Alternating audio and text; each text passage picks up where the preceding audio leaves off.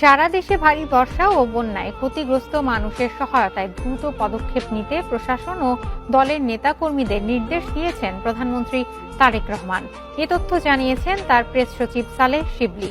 তিনি বলেন, দুর্গত এলাকার মানুষদের নিরাপদ স্থানে সরিয়ে নেয়ার ওপর গুরুত্ব দিয়েছেন প্রধানমন্ত্রী।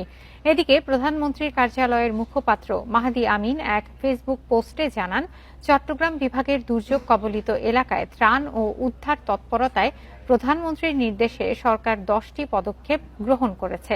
এ পর্যন্ত 1057টি আশ্রয় কেন্দ্র চালু করা হয়েছে, যেখানে আশ্রয় নিয়েছে 12,000-এরও বেশি মানুষ। চট্টগ্রাম, কক্সবাজার, রাঙামাটি, খাগড়াছড়ি ও বান্দরবানের আক্রান্ত অঞ্চলগুলোর জন্য অনুদান হিসেবে 2,15,00,000 টাকা এবং 3,450 টন চাল পৌঁছে দেওয়া হয়েছে। মাহাদি জানান, প্রধানমন্ত্রীর নির্দেশে দলীয় নেতাকর্মীদের পাশাপাশি আক্রান্ত অঞ্চলগুলোতে অবস্থান করছেন স্থানীয় জনপ্রতিনিধি।